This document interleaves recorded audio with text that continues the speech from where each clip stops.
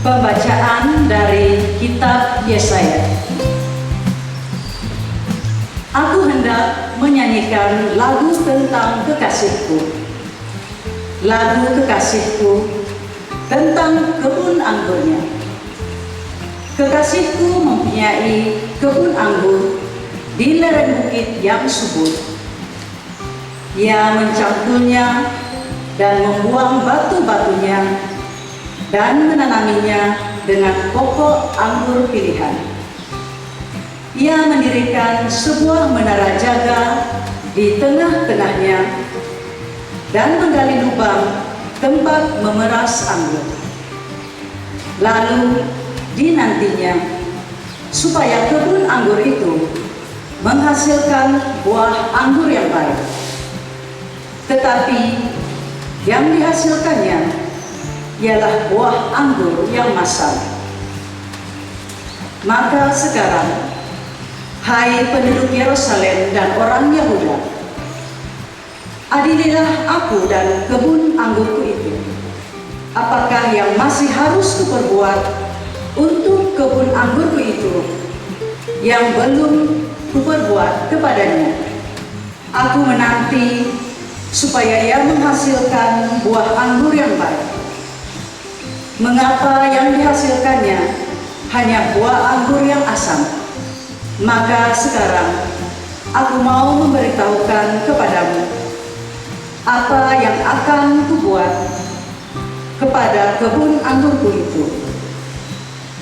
Aku akan melanda temboknya sehingga kebun itu diinjak-injak. Aku akan menebang pagar durinya sehingga kebun itu dimakan habis. Aku akan membuatnya ditumbuhi semak-semak, tidak dirantingi dan tidak disiangi, sehingga tumbuhlah putri malu dan rumput. Aku akan memerintahkan awan-awan supaya jangan menurunkan hujan di atasnya. Kebun anggur Tuhan semesta alam itu ialah kaum Israel, dan orang Yehuda ialah tanam-tanaman kegemarannya. Dinantikannya keadilan, tetapi hanya ada kelaliman. Dinantikannya kebenaran, tetapi hanya ada keonaran. Demikianlah sabda Tuhan. Syukur kepada Allah. Ya Tuhan, lindungi kami di dalam kesesakan. Ya Tuhan, lindungi kami di dalam kesesakan. Telah Kau ambil pohon anggur dari Mesir. Kau halau bangsa-bangsa, lalu Kau tanam pohon itu. Dijulurkannya ranting-rantingnya sampai ke laut, dan pucuk-pucuknya sampai ke sungai Efrat. Ya Tuhan, lindungilah kami di dalam kesesakan. Mengapa Engkau menggempur temboknya, sehingga ia dipetik oleh setiap orang yang lewat? Babi hutan menggorotinya, dan binatang-binatang di padang memakannya. Ya Tuhan, lindungilah kami di dalam kesesakan. Ya Allah semesta alam, kembalilah. Pandanglah dari langit dan lihatlah. Tengoklah pohon anggur ini. Lindungilah batang yang ditanam oleh tangan kananmu. Ya Tuhan, lindungi kami di dalam kesesakan. Maka kami tidak akan menyimpang daripadamu. Biarlah kami hidup, maka kami akan menyerukan namamu. Ya Tuhan Allah semesta alam, pulihkanlah kami. Buatlah wajah-Mu bersinar, maka selamatlah kami. Ya Tuhan, lindungi kami di dalam kesesakan. Pembacaan dari surat Rasul Paulus kepada jemaat di Filipi. Saudara-saudara, janganlah kamu khawatir tentang apapun juga. Tetapi dalam segala hal, nyatakanlah keinginanmu kepada Allah dalam doa dan permohonan dengan ucapan syukur. Maka damai sejahtera Allah yang melampaui segala akal akan memelihara hati dan pikiranmu dalam Kristus Yesus.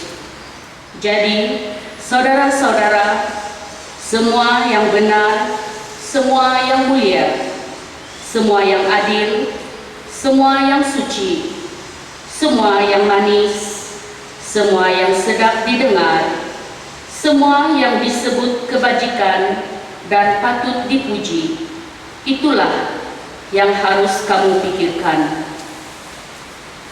Dan apa yang telah kamu pelajari, apa yang telah kamu terima, apa yang telah kamu dengar, dan apa yang telah kamu lihat padaku, lakukanlah itu.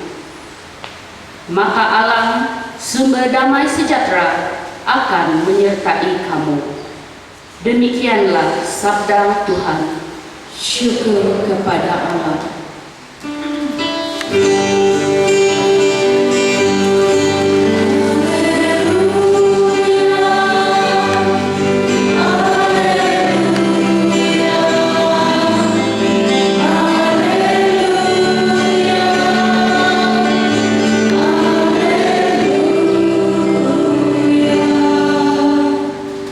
Aku telah memilih kamu dari dunia supaya kamu pergi dan menghasilkan buah, dan buahmu itu tetap sabda Tuhan.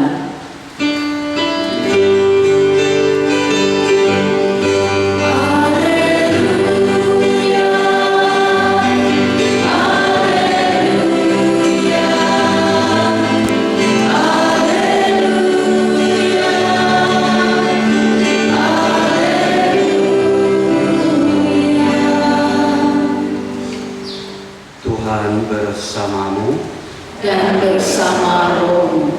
Inilah Injil Yesus Kristus menurut Matius. Dimuliakanlah Tuhan. Pada suatu hari, Yesus menceritakan perumpamaan berikut kepada ketua para imam dan pemimpin rakyat. Ada seorang tuan tanah yang membuka kebun anggur dan magar sekelilingnya.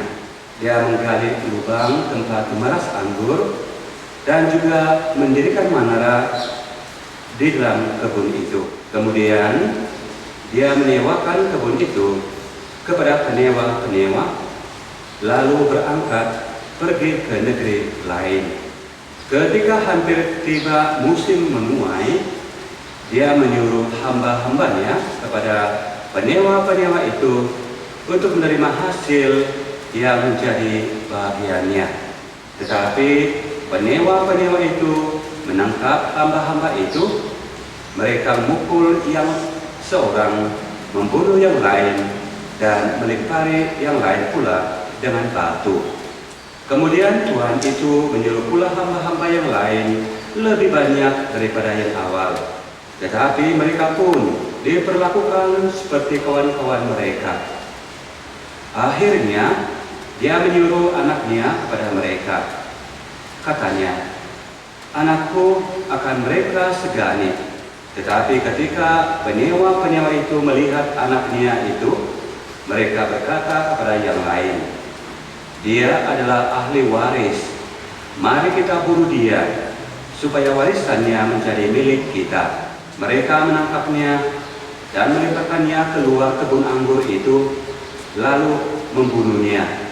Maka apabila tuan kebun anggur itu datang, apakah yang akan dilakukannya kepada penyewa-penyewa itu?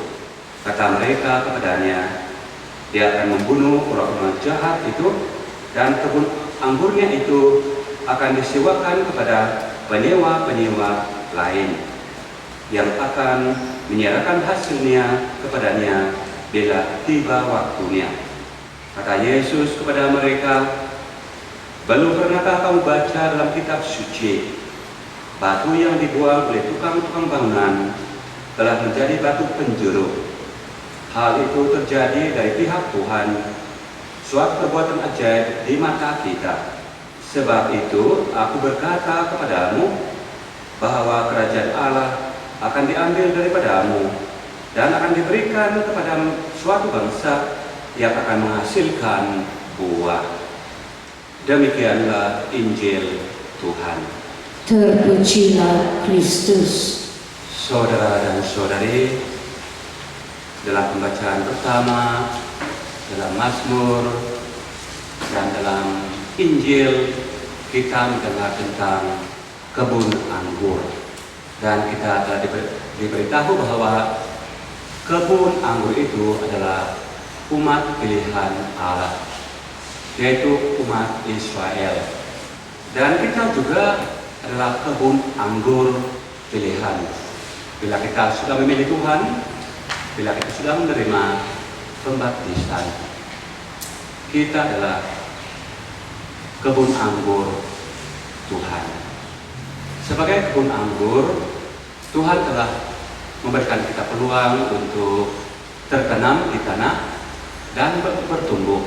Dan Tuhan sebagai pengusaha memang sungguh-sungguh mengharapkan bukan saja kita bertumbuh dengan subur, tetapi berbuah. Dan bukan saja setakat berbuah, tetapi biarlah buah kita itu manis. Karena kita dengar bahwa pok anggur yang berbuah asam itu akan dibuang. Dan setiap kita yang mau menanam buah-buahan, ya kita juga mengharapkan supaya buah-buahan itu berbuah dan mengeluarkan buah yang manis, bukan yang asam. Jadi syukur kepada Tuhan karena saya nampak muka kamu tidak asam. Nah, muka yang asam pun kita tidak suka bahkan. Nah, kita mau muka yang manis, ada senyuman, bukan asam. Jadi saudara dan saudari, Tuhan telah memberikan kita peluang, memberikan kita hidup. Jadi marilah supaya kehidupan kita ini menghasilkan buah yang manis. Buah yang manis adalah bila perkataan kita itu mengeluarkan kata-kata yang manis, menghiburkan, menyelamatkan, memberi harapan. Dan bila kita berbuat seperti itu, Tuhan gembira dan kita ada masa depan. Tetapi kalau kita berbuat yang tidak baik, masam, kita dengar bahwa nanti kita tidak terpelihara. Itu pagar-pagar itu karena buka, tidak ada jaminan. Karena kita mengecewakan si pengusaha Tuhan yang memberikan kita peluang hidup.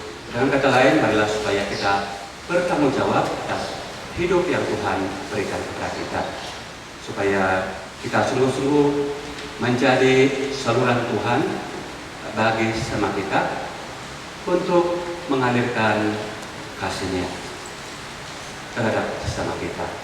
Dan seperti yang Father katakan sebelum misa, hari ini juga kita merayakan ataupun mengingati Santo Francis dari Assisi. Dia adalah pelindung bagi alam ciptaan Tuhan. Dan pada pagi hari tadi telah dilancarkan tema yang mengajak kita supaya mencintai bumi dan anak-anak kita.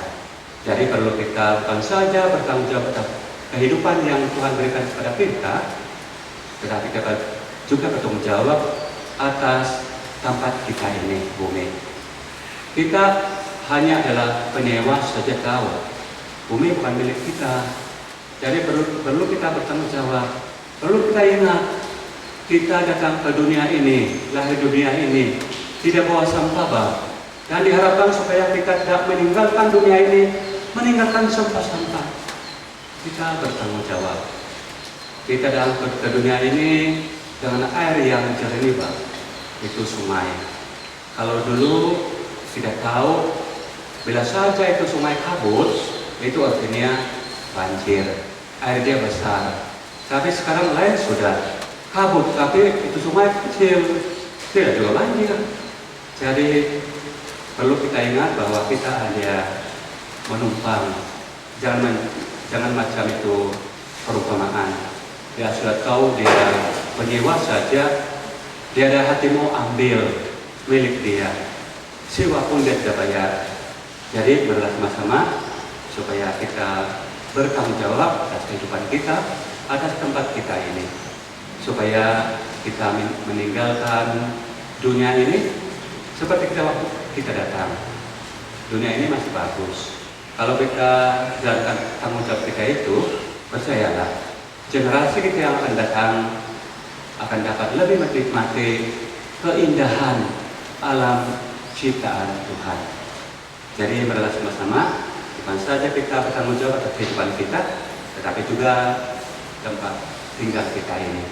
Supaya ya seperti yang Bapak katakan, kita meninggalkan dia bagi generasi kita yang akan datang, agar mereka dapat sungguh-sungguh menikmati keindahan alam ciptaan Tuhan. Dan yang terakhir, marilah juga kita ingat akan nasihat Rasul Paulus dalam pembacaan kedua. Dia memberikan kita dua petunjuk agar dalam hidup ini kita dapat menghasilkan buah-buah yang baik yang Tuhan harapkan. Pertama dia bilang, dalam hidup kita jangan khawatir, jangan terlalu khawatir, susah. Tetapi apapun kekhawatiran kita itu, nyatakanlah segala itu dalam doa kamu, dia bilang, dengan penuh, dengan disertai dengan ucapan syukur. Kalau kita terlalu khawatir, itu menunjukkan kita tidak percaya kepada Tuhan, akan kelihatan dia pemeliharaan dia.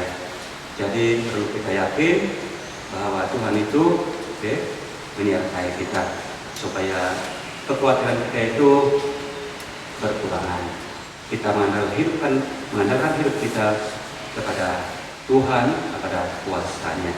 Dan yang kedua, kata Paulus kepada kita, pikirkan dan lakukan perkara-perkara yang benar, yang manis didengar, dan semua yang disebut kebajikan dan yang patut dipuji. Itu yang perlu kita mau pikirkan. Dan selalunya itu yang selalu kita pikirkan, akhirnya itu akan terbawa-bawa dalam hidup kita. Kalau pikiran kita jahat, itu juga akan terbawa-bawa dalam sikap kita juga. Jadi perlu kita supaya memikirkan perkara-perkara yang manis, yang dapat memberi kehidupan, memberi penghiburan bagi sesama kita.